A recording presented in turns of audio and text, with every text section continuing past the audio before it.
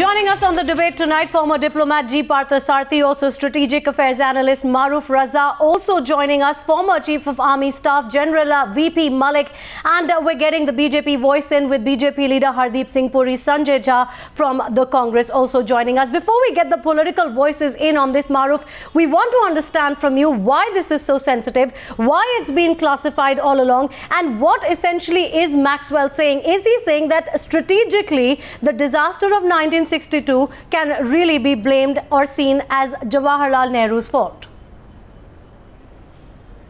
Well, essentially he is implying towards that, and it has been implied from the very beginning when the report was put together, essentially because by inference we would say that those who were responsible for the debacle were not just military commanders but also the political leadership which gave directions and in fact got into micromanagement of conflicts which is not to be done.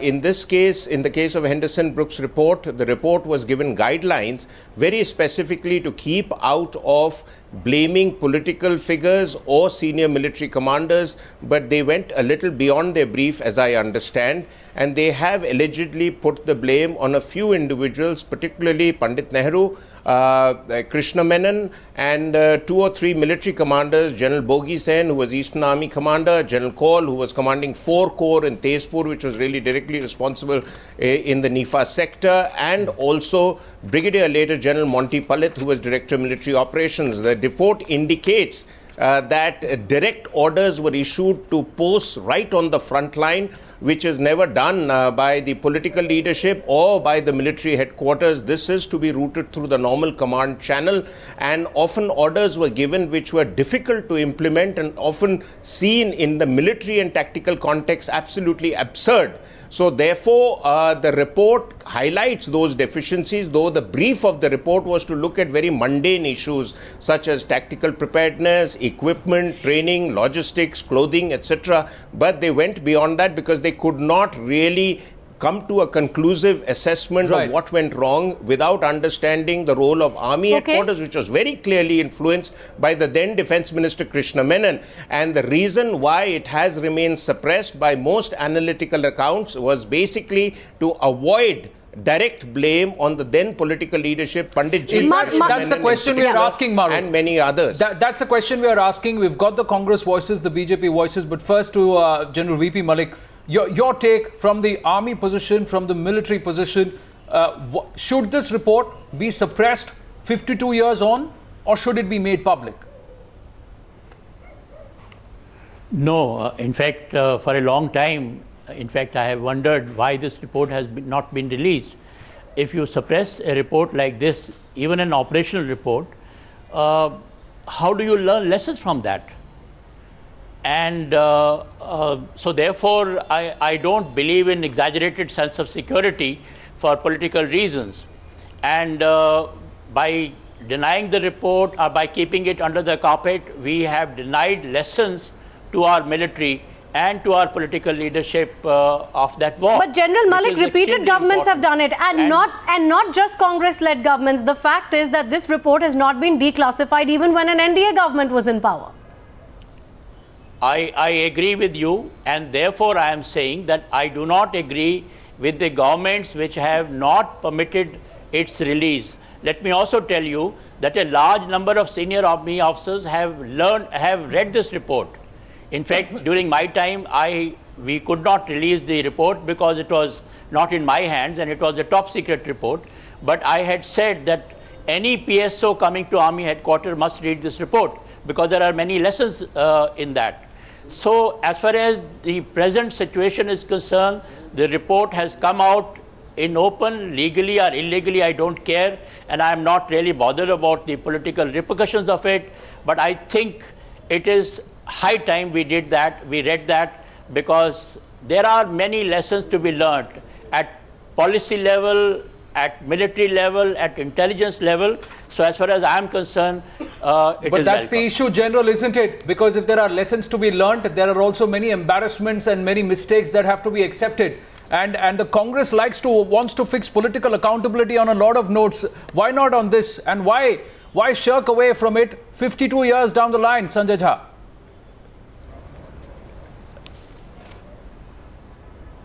Firstly, let me tell you that we need to understand whether we are looking at the genuine official document. I think we need to have a caveat here in this discussion. Make it public. To the best of my knowledge, the website is already down. So I think these are pertinent points. The website is down because of pressure. But the question is, why not make the document public? Why not declassify it? I don't know, but just because Times now cannot decide on a referendum or by 6 people sitting on a TV panel discussion what should be India's foreign policy or national security challenges. I think when the Defence Minister of India makes a statement saying that the report is sensitive and has current strategic value, I think it's about time we stop being cynical. You can't brush everything under sensitivity. There are a lot of issues, there are a lot of matters which are being brushed under the carpet with the issue of sensitivity. Since you have made... Since because you asked 52 me a years, question, 52 years, governments have not bothered to act I on thought it. Today That Arnab is why we are Goswami raising the question. I thought today Arnab Goswami was not hosting the show. So I expected, since today Arnab is not hosting the show, I thought I'll get a little more of uninterrupted time, but that doesn't matter.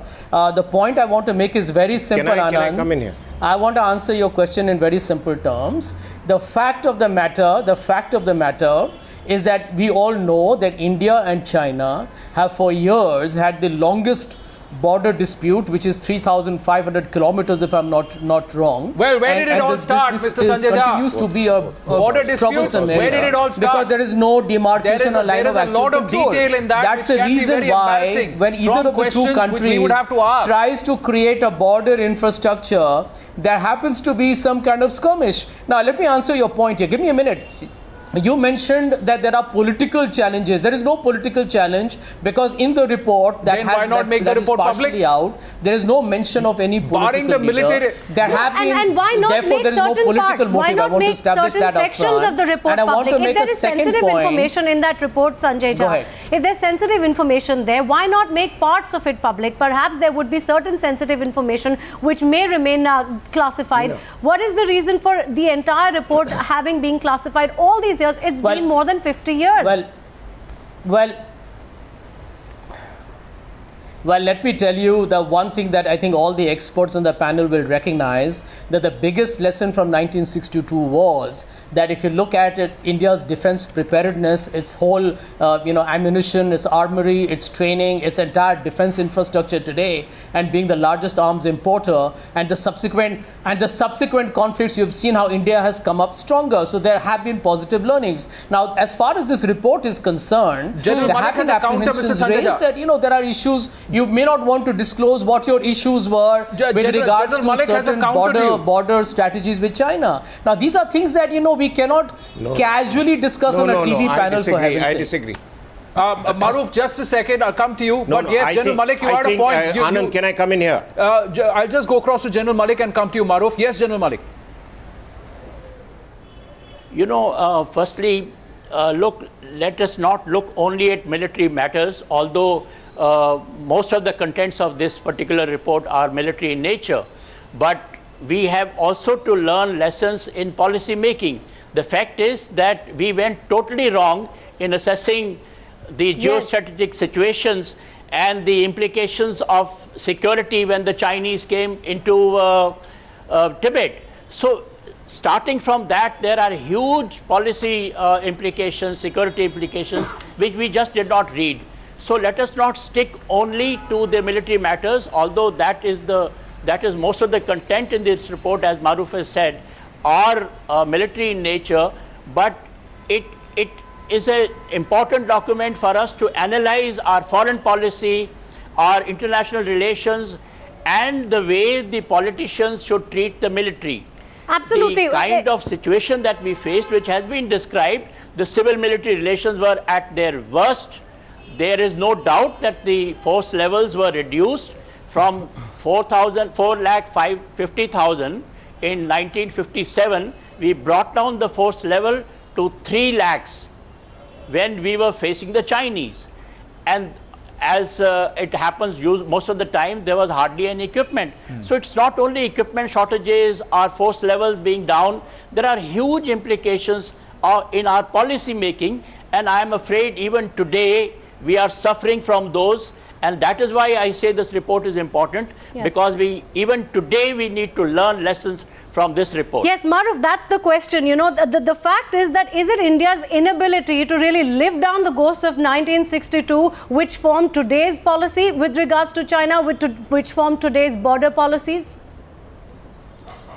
You see, I'd like to take on to the point which General Malik has just referred to very rightly. In fact, after the 62 war, the Indian Armed Forces increased their strength from 300,000 to 850,000 as part of the shock that we got that we really need to have a much bigger military force to defend our borders, which Sanjay has talked about. Sanjay, the Indo-China border is 4,500 kilometers, not 3,500. But anyway, that's a minor point. I think the bigger issue is that if the report, as General Malik has also agreed, who's read the report and I have seen extracts of it, if the report refers largely to military issues, then why has there been a political reluctance to go public with it? And the second aspect is it is not just the Congress-led government, even the NDA-led government had a 5-year time span to go public with it. And the third point is the then Defence Minister of India, YB Chavan, after the report was submitted, said so in Parliament that the report clearly brings out various military flaws and deficiencies, but he clearly overlooked what led to the military flaws. Military policy, and General Malik will agree to me, he's been a chief, that military policy and strategy is decided on political directions. What were the political directions that were given out at that time that led to this? And that's exactly what's being questioned. Also, we are not talking about Pandit Nehru's forward policy, which led to the Chinese getting ping-pricked sufficiently for Mao to decide to teach us a lesson. And there is another factor, and that is there are certain military commanders who are also responsible. I'm not saying Panditji was only responsible. I'm not saying Krishna Menon. There are guilty men of 62 who were in uniform. So therefore, it was a collective blunder at the level of Delhi, which the man on the ground had to suffer humiliation for. Our troops fought very well, and in certain cases not only put up who said phenomenal what and who did resistance, what. both at Rezongla and various other places. But the political and senior military leadership failed them. So if there are lessons to be learned, and I don't buy this argument which the distinguished Sanjay Jha has given, that these are matters of national security that should not be debated on television. I'm sorry, Sanjay. These are matters we of are past the Nehruvian era when Nehru built about a legacy that matters. Anything should be shoved under the carpet to say it's too sensitive to be discussed in public. There are matters that concern our people, concern our armed forces. We must discuss them in public. Please, much of this discussion would not be taking place if some of us had actually read the report. My submission to you is that the 100+ pages out of the total report of 190 or so which I have read clearly shows the following. 1, this was a committee established by the then Chief of the Army Staff to look into what happened in 1962 and what went wrong in the areas of training, equipment, system. No, this is not Sanjay. This is Hardeep Puri. This is Hardeep Puri. Please, I have not intervened. Sorry, sir. I have not Sorry. rebutted. Let me complete this. Yes. I did not interject when any of you was the courtesy of being heard. Please, and like Sanjay, I was hoping that with Arnab not being around, we will actually be shown the courtesy of being able to say what we have to. We will continue to ask questions, Mr. Puri, and more questions are coming your way, but you make your point. Let me at least say... Please make your point. Please, number one, this report deserves to be declassified straight away because there is no sensitivity. Why didn't the NDA do it? Why didn't the NDA government do it? Now Why didn't the NDA government do it? Well, NDA government... Why did the likes of Rajiv Chandrasekhar and Rajnath Singh raise questions only in 2008, 2010 and not during the NDA regime? And why demand the declassification now? Can I please complete this? Yes. Can I please complete this? I'll come to the NDA also. Yeah. Look, this report is very clear on the thrust. The Indian Army in 1962 was not properly trained, it was not properly equipped. But most important, the senior leadership of the army, military and the political leadership followed a policy of forward policy. They were trying to move in a forward direction on the expectation that the Chinese would not react.